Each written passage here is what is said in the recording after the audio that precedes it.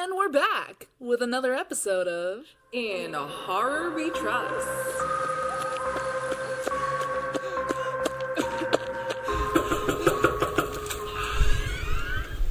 What's your favorite scary movie? So welcome back to our episode of Women in Horror. In this segment, what we wanted to call part 2, we are going to discuss some of our beloved horror films where we believe women in horror play an important role in these films and are kind of the driving force of these films. Yeah.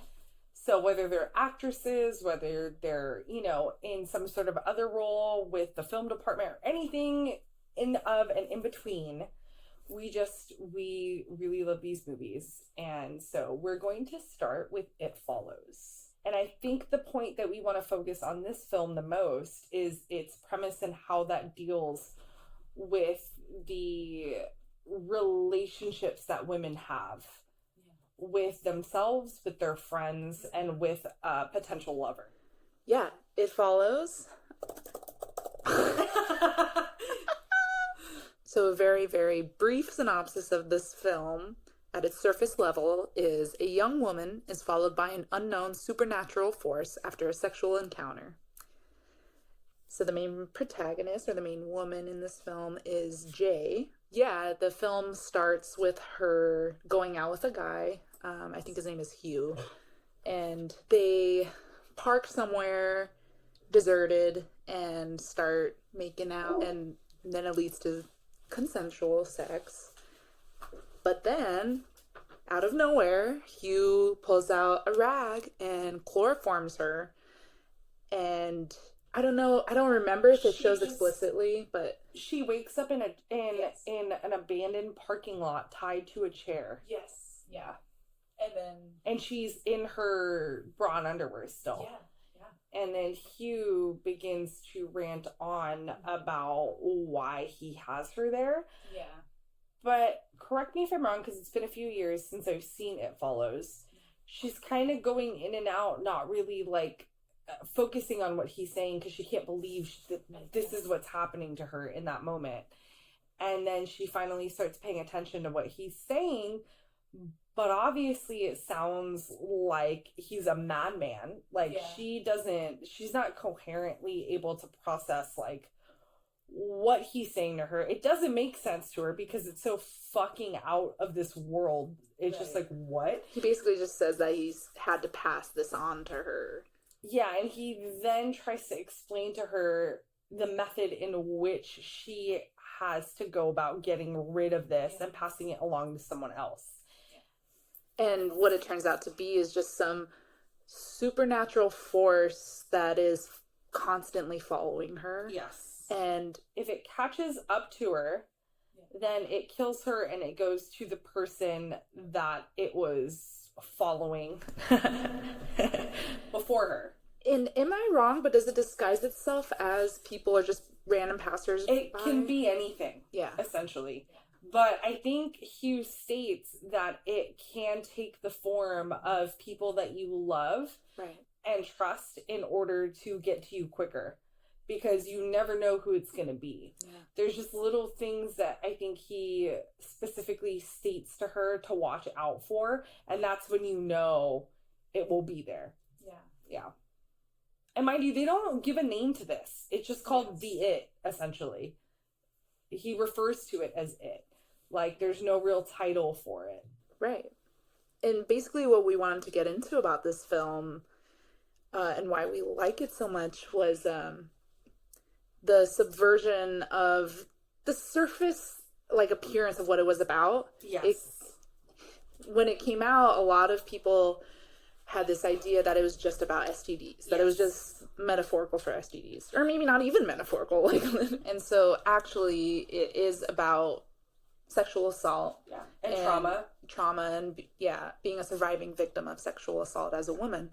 There is a really good Bloody Disgusting article all about this that I encourage you to read. Yes, please do. It's very smart. Yeah, it's by Brendan Morrow, and it's called It Follows is not about STDs, it's about sexual assault. And trauma can be passed down just as easily as an STD. Yeah, exactly. So I feel like it was kind of the perfect surface level metaphor that they could make.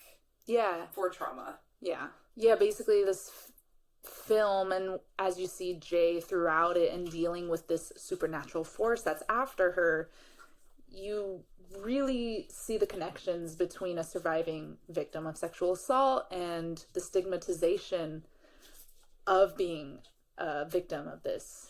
Yeah, well, I think the whole idea of Jay going through this trauma is very representative in this film, because trauma in often cases can be invisible to anybody else that experienced them. Yeah, exactly. So I think her friend's not seeing it. I think her friend's not understanding, thinking that she's going crazy, kind of like assuming that this is all playing in her head, is because that's what trauma and abuse victims feel. Yeah, especially specifically abuse victims and rape victims. Yeah. You know, it's usually either said it's their fault, like somehow they got themselves in the situation. And yeah, it's just not taken seriously. Or it's just not spoken of, period. Yeah, just ignore it, brush it under the rug. It's a battle that somebody deals with internally. Yes. So I just think nobody else seeing this quote unquote monster, but the person dealing with it, in this case Jay, is like very indicative of that. And then not just that, but it kind of represents the passing down of it, because Hugh, like, we don't know Hugh's story. It's invisible to us as the viewer. Yeah. So it just kind of perpetuates that idea of trauma not necessarily being able to, like, nobody's able to tell that you've been through trauma without delving deeper and speaking to you. So I just think it's a very clever way of, kind of putting it all together. And especially how they visually show this and the inner turmoil. And there's shots of her staring in the bathroom mirror, just looking at her body, like undressed, and just examining her body, picking it apart. And not just that too, but there are moments when Jay's completely normal. She's hanging out with her friends and she's having a good time, which is, again, a representation of how trauma kind of comes to fruition in a person. Like, it's not going to be 24/7 moments of being upset and like just being completely tormented. Like, there are going to be days that you can pull yourself together and, show as this like presenting person.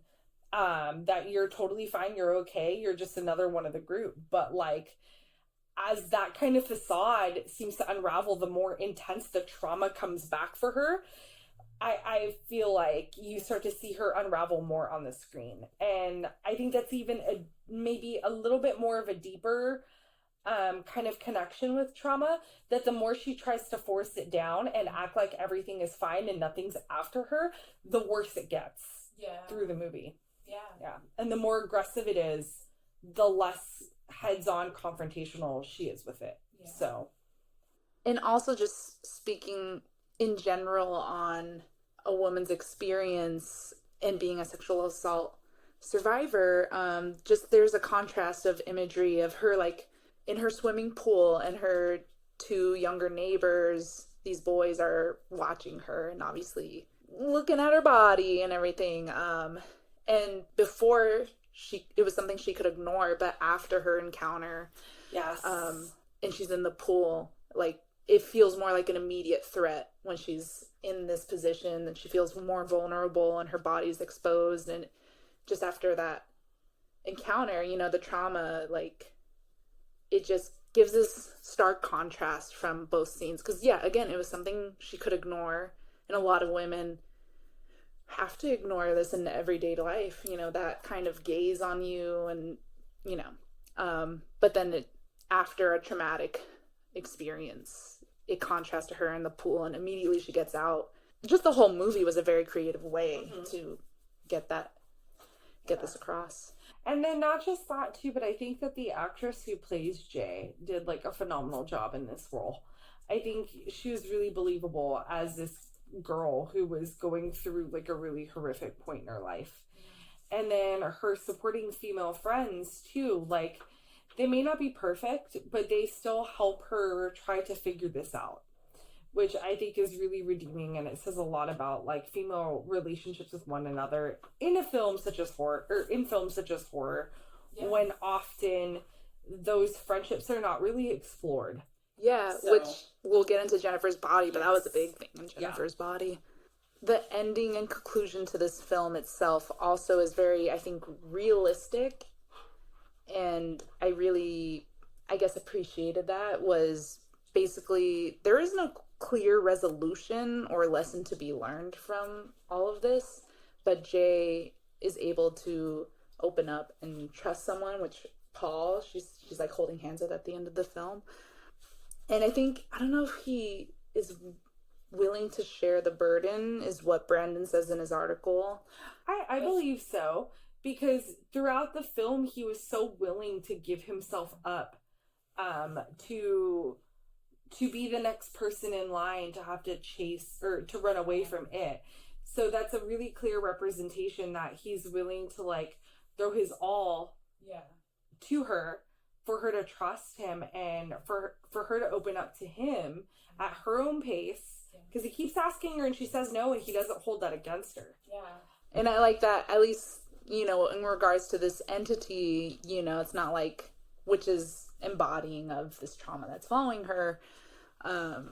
There is no, you know, no clear, straight way to fix it. You know, it's something that will stay with you, but you learn to move forward within yourself and open yourself up again, and, you know, as slowly as you need to. But I really liked the ending, and just, I'm sure a lot of people have seen it by now, but if you haven't seen it, I'm definitely, do it. It's good. It's really fun. And I'm sure you can find it free on any of the streaming services. I will say, I saw that film in theaters and it freaked me out. Like, just as the way that a horror film functions. I remember that scene when all of her friends were sitting on the beach. And the one girl just got yanked up by her hair. Scared the crap out of me. Nice. It terrified me. This movie was creepy. And it was something very different and unique. And I just love that it kind of pulled from strong female figures too. A recent film that basically just came out that was also very good in its portrayal of the female experience. And its horrors. Was Fresh. Oh my goodness. Yes, Fresh on Hulu. Fresh on Hulu. So spoiler alert, since it's a very new movie. Oh my goodness, yes. The main character, Noah, is having trouble with her dating life and going through the throngs of online dating and being just the douchiest. Oh my goodness, that first date that she went on. Ugh. The audacity of him. You should try wearing a dress. I don't know why girls have to wear such baggy clothes these days. And then she meets Sebastian Stan. His name's Steven in the film, and he's very charming, very attractive, and he's talking a lot more different than the guys she's used to hearing from. Oh, he was so smooth. Yeah, he very was smooth. So smooth. Just that silly, like, I'm bad at hitting on people, but it's cute. It was cheesy, but it was very smooth in comparison to the previous guys that she's been dating, so he stuck out. And so, you know, they kind of hit it off. She gives him his number, and they go on a couple more dates, and they're very nice. They're very nice dates. Yeah, he's hitting it off. Classy bar. Just, you know, matching the same sense of humor and kind of being silly and, like, not taking herself too seriously. And you can tell that she's slowly, like, falling for this dude. She's like, holy shit, how did this happen? Like, this dude's perfect. And then he invites her on a trip. And she's telling her best friend this, and her best friend immediately is like, no, red flag. Red flag. He doesn't have social media. That's weird. And he invites her on a trip, and he says it's a surprise, the location, which, you know, to any friend, when they hear that their friend's going on this date, that's a surprise with the guy they just met like a week ago. Obvious red flags. That's what kind of stuck out to me, is like, this is so funny how obvious this seems like a bad idea, and like, but you know what? I feel like it's like watching it as an outsider, like, it's obvious red flags, but I feel like if you were in the position of Noah, if this sweet, charming guy came into your life, swept you off of your feet, Like, after you've just been dating loser after loser, it would be hard not to get caught up in that, like, that feeling and to not drop your guard in the way that Noah did. I think we all either have or know someone who has had that moment where they just kind of, you know, throw regard, though, disregard in the wind, and they're just like, fuck it, let's do it. Yeah. So he takes her on this trip. He takes her to his place first before... He made some sort of excuse why he did it, too. Yeah, he's like, oh, we have to stop at my place first. The hotel, like, we can't get to the hotel until tomorrow or some shit. Yeah. So they go to his place. There's no Wi-Fi. Yeah, no Wi-Fi. So all the red flags start popping off. And then they have drinks. He makes her a drink, like, first thing when he gets there. Okay, I wanted to ask you this. Did you notice how cleverly he got her to sip on this drink that we all knew he drugged? Did you catch that? No. So he kept saying to her, "Oh, I made this drink a little different. Yeah. Can you tell me what you taste?" Yeah. And so because he said that, she took another sip. Right. And He's then like, she this would is my version of an old fashioned. Yeah. Yeah. And then she would guess the note, and he'd be like, "No, not quite." And she would take another sip. Yeah.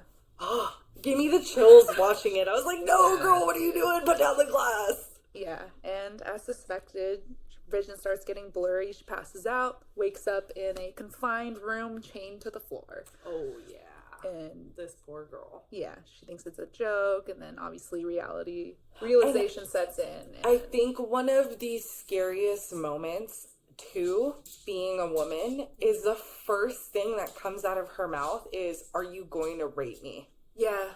Yeah, that was, just like hit me in the gut. I was like, because that's every female's worst nightmare, is to, put trust in a random male.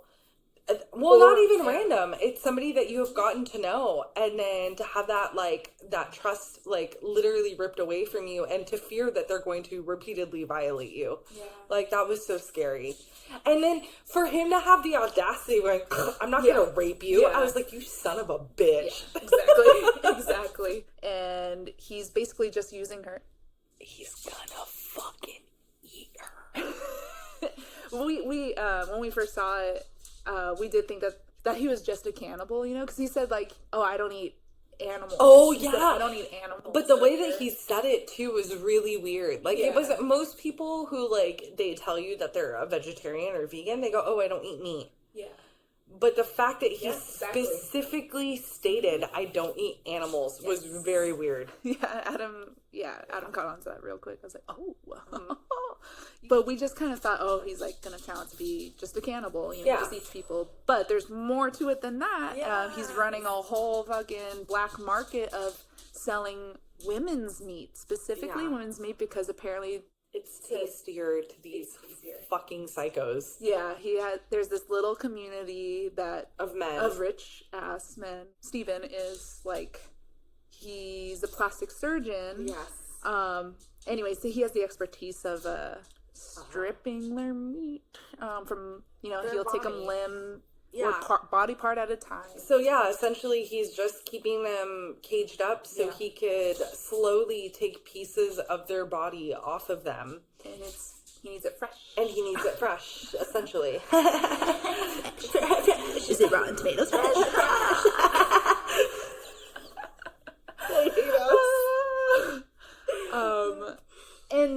And then she finds out that there are a couple more women in rooms next to her that are also chained up and have been there for a little bit longer. Further down the line, her friend starts looking for her. Steven's been texting her on Noah's phone. Yeah. And then she her name was Molly, I believe. Yeah. And Molly picks out a certain text. She just knows that it's not her texting. And she goes deep into investigation mode, honestly, well, maybe with the exception of you. But honestly, I'm I don't know if my friends would catch on to this so fast and put that much effort into look for me. Besides sharing a social media page. But I honestly think that you can say that now, but I feel like anybody who has met a person so quickly and is moving so quickly without Yeah. too much information. It would in today's day and age, I feel like you would start asking questions. Yeah. And then specifically with Chris and I think we both have seen too many horror movies to know how many true crime. I know to know how that pans out. So if that were ever to happen to either one of us, we would be like, you wish. Yeah. She does end up finding Steven's wife in his home. Oh yeah. And starts asking questions. The wife denies it, and then Steven comes home. He denies it, and then as she's about to leave, and then the fucking wife knocks her out. That was interesting, learning more about the wife and seeing that she was missing a leg, and so she was one of his victims too before. Yeah. But he liked her enough to keep her as his wife and help out on the operation. I was kind of curious about her motivation. I was too. I'm syndrome. broken on the two because I would have loved to know a little bit more about her, but I think that we don't know enough about her is kind of creepy. You know? But it's wild to think that you would start in a position of where Noah is and then get to the point where his wife was. Yeah. Like, that's wild. I feel like also leaving out the information lets us accept the fact more that she's bad now. Yeah. Like, she can't go back from this, so fuck her. Yeah. Basically, Noah gets those magazines and she sees a note written in the magazine from a previous victim saying, if you're reading this, that means he likes you. Yeah. Use it. Yeah. Which is what fueled Noah to keep, so it was really interesting to see how Noah then used her charm in order to kind of keep Steven from, like, guessing her true motives. Yeah. But she was, like, totally playing into all of his likes. Yeah. So essentially, she, like, kind of tricks him into believing that, like, she's interested in what he's doing. Yeah. And then this giant crescendo of an ending where Noah finally breaks free after seducing him. And then should we say it? Should we say it? Do it. By biting his dick off. She just went nom nom nom. Yeah. Which is kind of ironic. Like, you're gonna eat me? Oh, eat your meat. He ate her? I wonder if he did. He cut off her butt. The last act of the film is basically she fights back as hard as she possibly can and using wits. Throughout the movie, she had been trying to be smart and collect all this information about the house, the layout, all that. But anyway, she gets Penny out and Molly out, and they all just take him on. Oh, also, another interesting point was Molly's ex. Oh, yeah. She lets him know where she's going, or, like, gives him her location. Is like, if you don't hear from me, please, like, let them I think, like, in the text, what she said was, like, if shit goes down, this is where I'm at. Yeah. And it was very, very smart on Molly's part to kind of leave little breadcrumbs. Right. But he shows up, and he was, like, he hears gunshots, and he's like, oh, shit, I'm not gonna, Yeah, which was great, because, it's interesting, because you, like, oh, yeah, like, he's gonna come in and save them. But then it's just a beautiful turning point, and, like, of just a change. Yeah, of women just saving themselves. Yeah, like, they don't need the help of a man to get out of this situation. Yeah. They do it themselves. They do it themselves, without the car, without just them together. Pure will and working together. Yeah, and especially Molly and Noah together. Yeah. Like, and it just shows, like, the bond of their friendship and how deep their friendship runs and, like, what they're willing to do for one another. Yeah. Yeah. And I love the part when they finally, like, just got out of it, when they're just exasperated against the tree. And Noah's like, I fucking love you, Molly. I know. It's so cute. I love that. The way they used images of the meat. Yes. Of the woman's meat and processing it, grinding it. It was so close up and gross, and the sound and everything. And then the clients, the rich men, unboxing it. The way that they ate. And they wanted a token. How sick was that? They wanted tokens. They wanted a piece of hair and a picture of the woman. Not just that, but it was a piece of hair, a picture, and then a piece of clothing. Yeah, like their fucking and it was like their lingerie, which was like undergarments. It was so creepy. Gross. It was so creepy. Just skin crawling. And then they would show photos of the way that these men were eating, and it Yes. was like just grotesque. Yeah, and it was such a grotesque way, and also a way to show kind of like, you know, just men's constantly devouring of women's bodies. Yeah. Like figuratively too, you know, Absolutely. like just sexually, and you still got the same revolting, you know, effect without having to show, you know, it was just fucked up in a more creative way of showing it. Absolutely. And just the idea of director Mimi Cave, and the writer was Lauren Kahn.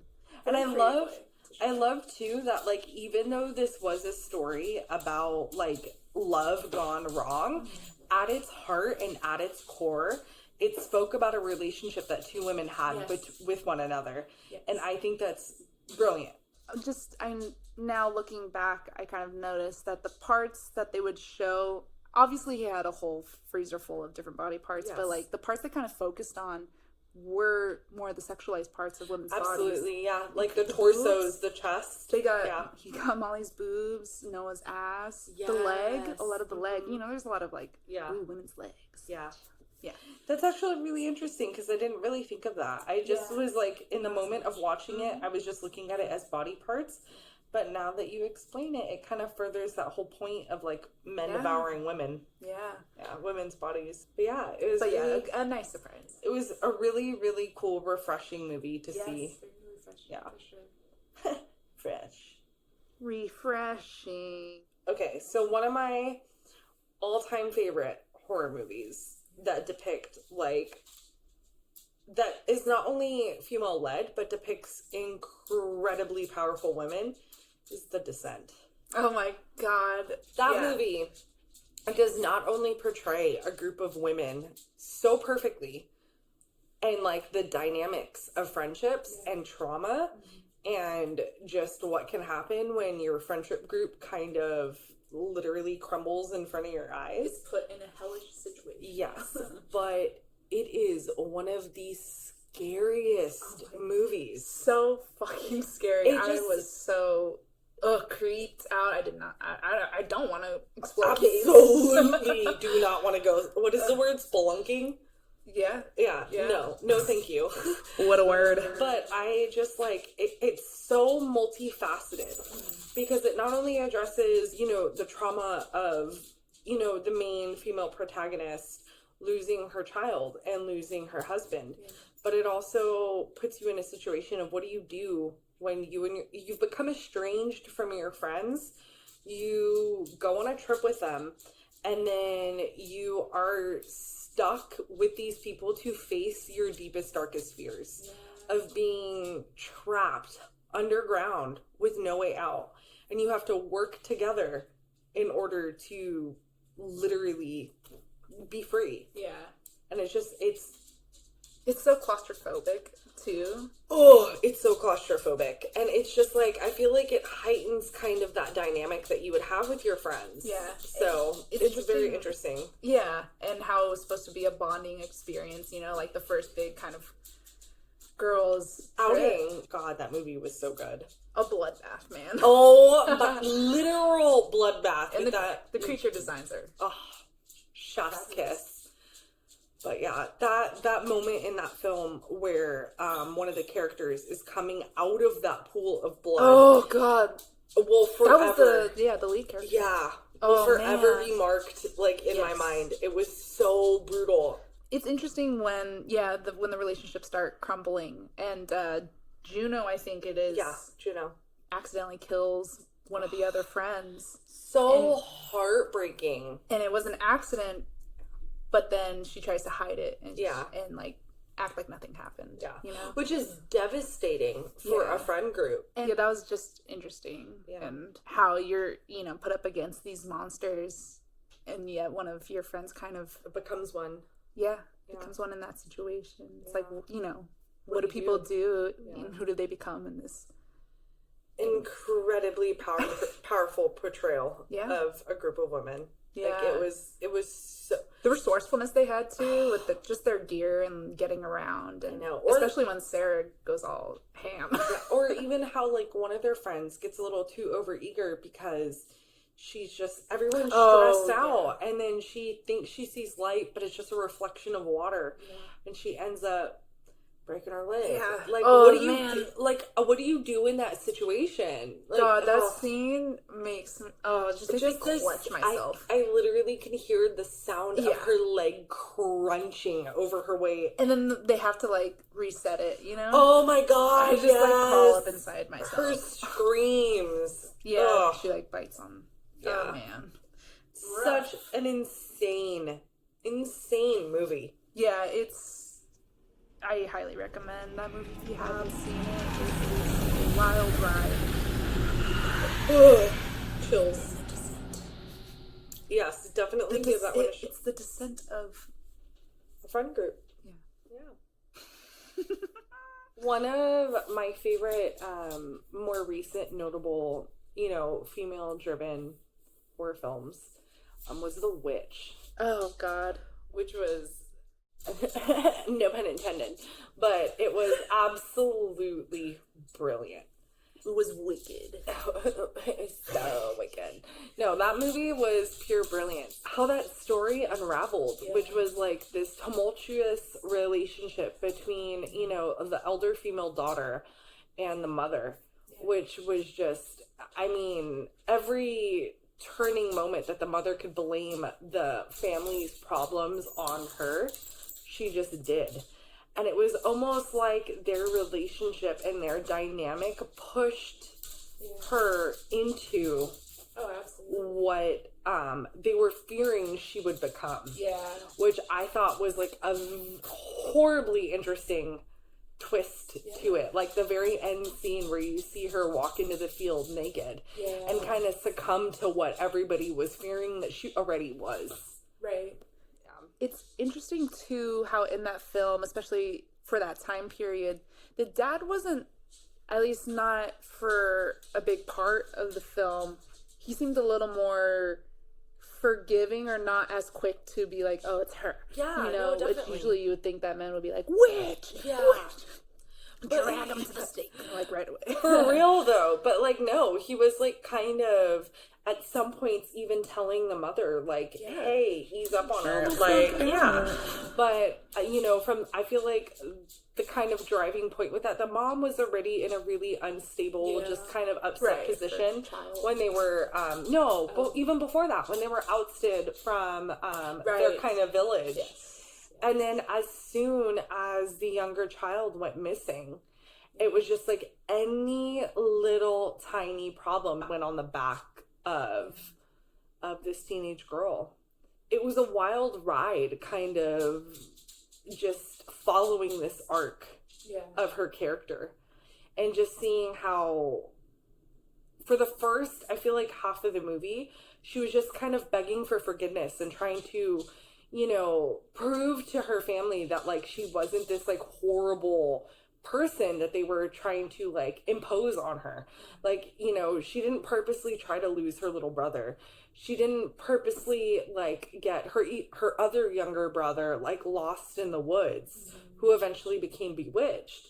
Like, she wasn't the cause of all of that. And then, I think it was at the point where she was locked in the barn with the twins, where the dynamic kind of changed, where it was almost like she stopped, like, fighting that whole it's not me, because she saw how far down the hole the family had, like, already in a way decided that they were going to be in.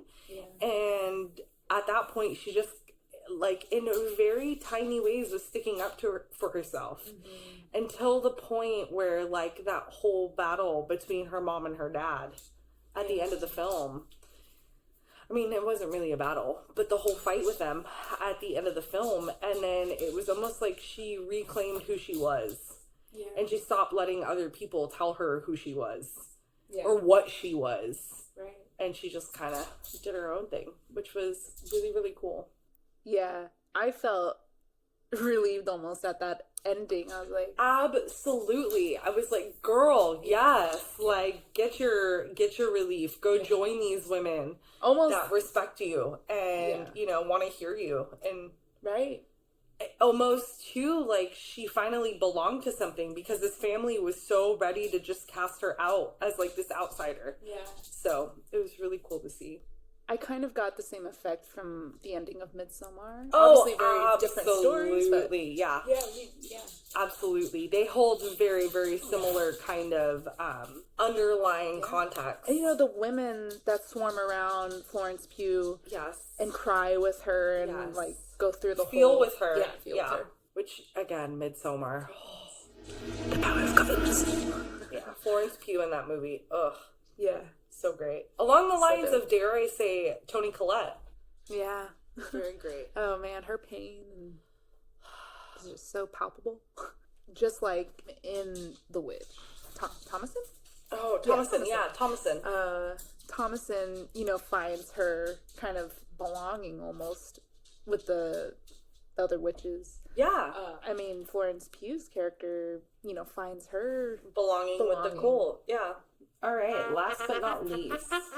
Jennifer's Body. Money. Directed by Karen Kusama and written by Diablo Cody. Yeah. So, women in horror, director and writer, together we are one. Okay. Jennifer's Body is a fantastic film, and if you haven't seen it, first of all, do so before listening to the rest of this. But little brief synopsis: it's about Jennifer is a newly possessed high school cheerleader. She's a popular girl, and she turns into a succubus who specializes in killing her male victims. And her best friend, played by Amanda Seyfried, is basically trying to deal with this and try to kind of save her, figure out what's going on, and then save her. So I think it's really interesting too because Megan Fox as this character, she's so badass. First off, Yeah. I love her. It's probably my favorite role of Megan Fox. Yeah. But Apparently, it's her favorite role too. Really, I love that. Like that photo of Megan Fox too is just so iconic. Like that little like meme photo that went around like forever of just her with the lighter on her tongue. Yeah. Just looking so badass. Saying, "I'm a god." Yeah, literally, god. just like I am a god, and what? And Yes, you are. yeah, but that like images like that are so powerful. Like here's this woman that is in this movie portrayed as a fucking monster, and she's out here being like, yeah, I'm seductive, I'm hot, and what? Yeah. Like that's so I love it. I love it. I think it's just the whole beginning of the film of how Jennifer turns into the succubus. Yeah. Is really interesting. And it comes from, like, I remember first seeing that movie, that's not where I thought this was gonna go. Mm-hmm. Like, I did not expect within the first 15 minutes of the movie for it to be a ritual sacrifice by, what's his name? Adam Brody? Adam Brody. Yeah, like, well, that's was not what I was thinking. But yeah, it was another film that kind of subverts your expectations because, initially you kind of just think it's, I don't want to say metaphorical, but like of a sexual assault. Yeah. They use her body and sacrifice it and exploit her, as this fan that's kind of crushing on them as a fan. Because Adam Brody is a part of a band, and this band was playing in their town, and Jennifer had a crush on the singer, was trying to flirt and, talk to them after the show and everything. And so they take her into their van alone, and she's also in a trance. Yes. After they play their song. Yeah, Needy just sees her in the van. Needy didn't want to have anything to do with it. Door closes, and next thing you know, she's coming out on a desolate street, all bloody and everything. And it, to me, it was definitely very, captures that kind of horror of a sexual assault, a violent sexual assault. But in actuality, literally in the script, they have sacrificed her to this demon just to get more fame and power, fame and success. And then, Jennifer turns into this succubus demon, possessed. She's so great. I love it. And it also that reminds me of just when this movie was released. it was very poorly received. Oh, yeah, unfortunately. You know, people thought it was just like kind of a trashy B horror movie that was trying too hard and not succeeding and trying to, I don't know. And I also had read that Megan Fox, during that time when this movie came out, it was a very difficult time for her, and she, has been a victim of sexual assault, and she just wasn't taken seriously about it. And she had said that it was like a breaking point for her during that time, and she had gone, kind of laid low and hadn't done a lot after that. But it is really nice to see that she loves this film now, and everyone is appreciating it now, and it's like a cult classic. It comes out to be more than just the surface level. It starts focusing more on a female relationship and best friends and growing up with your best girlfriend. Needy's motivations were like interesting, because Jennifer had always been kind of selfish and acted above her or whatever, and you could kind of tell she felt a little used or whatever. But it turns out to be the exact opposite, because when Needy decides she's had enough of Jennifer, Jennifer's the one that comes kind of like knocking at Needy's door again. Yeah, there's a codependency there. Yeah, oh, absolutely. Which isn't, like, that's not healthy either. Yeah. But not a healthy relationship style. Right. I think it just allows each character to grow internally, where Needy realizes that she needs to be her own self outside of Jennifer, and Jennifer realizes that she depended on Needy too much, and she pushed her to a point where Needy wants nothing with her, and maybe she should change how she, interacts in her own personal relationships. So I think that's very, I don't know, like, it can almost be a reflection of how, some women can treat their platonic relationships with their best friends. So, Yeah, definitely. And there's also a line that I like that Needy says about the relationship, and she says, "Sandbox love never dies." Oh, yes. And, I definitely have kind of, that person in mind that you think of, growing up with, and just the dynamic there, and I will always care for them, especially if we're not as close. And I think that translates well, like in the movie, when Jennifer starts kind of focusing on Needy's boyfriend Chip, and starts showing kind of an interest, and it coming off playful, but just that's Jennifer's character, to kind of manipulate you and tease you or whatever. But then Needy starts getting tired of it. It comes to that point where Jennifer ends up killing her boyfriend, and there's showing the unhealthy side of Jennifer's dependency on Needy, because anything that threatened her relationship, Jennifer was like, "No, we're done. I need Needy, and I need her like in full. Only I can have that sort of, attention grab from her, and anything that's distracting it is like no go." That's interesting, because when I initially saw it, I thought that kind of dynamic was just Jennifer upset that she didn't have a meaningful relationship like Needy had with Chip. But it is more focused on Needy's relationship with Jennifer and being possessive over that. No, it's really interesting. And I think that, this movie, it's been out for so long that when you saw it at a younger age, it kind of hit different than as an adult. And I think it also is representative of how often you can rewatch Jennifer's Body. And the rewatchability.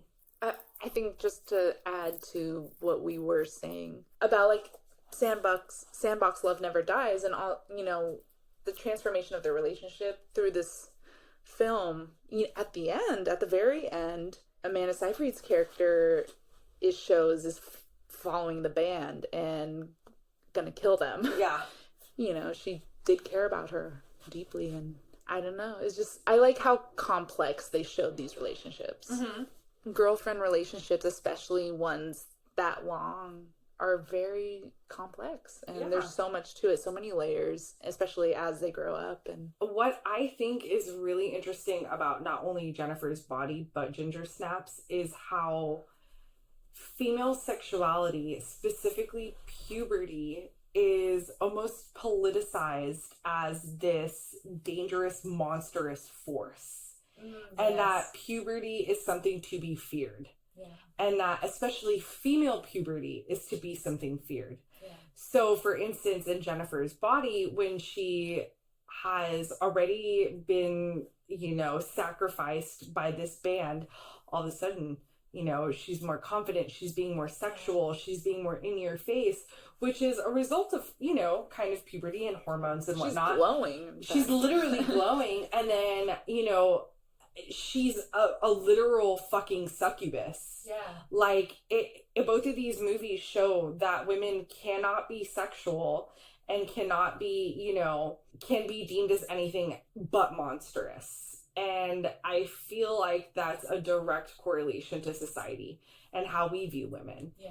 And I think it's a great way just for audience palatability, Yeah. It's still fun and scary. Yes. It's a horror film still. Absolutely. But you're still just getting the your point context. across. Yeah. The context of it In is a creative way that keeps people interested, because Symbolized. some people aren't as on board with just getting the straight information yeah. just bashed into their head. Yeah. So I think it's just contextual, and it really talks about important topics and things that we should not be demonizing women for. Yeah. Women in horror, fuck yeah, dude. Women in horror. We're two women in horror. We're women in horror, dude. We love it. We gotta represent. But yeah, I fucking hate myself. Oh, Just man. seeing the hands Christine was throwing. Oh, man. We're two women in horror. Yeah. And I want to spotlight you, Christine. Christine's awesome. No, but you're just such a force and a personality, and have just made me personally just really embellish in the horror community and just realize, how much I love it and how much it actually means to me. And I am so excited for this journey with you. And you're a kick-ass makeup artist and just have so many qualities to you. Christine, she knows some makeup and horror effects. So, potentially we might give you guys a little peek into that. But yeah, no, I love you, and you're an amazing woman in horror. I really did not know that she was gonna do that. I didn't know I was gonna do it. So happy. But I take it back. No, No, I appreciate you for saying that. That really means a lot to me, and I am very, very thankful to have you in a part of my life as well. And I love that we're able to share all these fun little moments, like seeing X and talking about women in horror and just all of it. It's great. And the excitement for just the horror industry to come. All the new stuff. I'm so excited to be able to show you the convention side of things. And this has been I'm so excited. a fun journey already, and I can only imagine what the future has in store for us. Yeah. So fuck yeah to women. Fuck yeah to friendship. Games of death. We're doing it. So yeah, go watch a horror film by a woman, or just centered around a woman. No, just I don't know. Go out Check there, out those films. watch a movie, Appreciate women. female driven, or that's directed by a woman, or just, go kiss your girlfriend, or go kiss your mom. Just appreciate on the some cheek. women. I mean, On the cheek. please don't No, be a just creep kidding. to your mother. But But go appreciate a woman in your life. enjoy some horror. Yeah. And we'll see you next week. I'll be right back.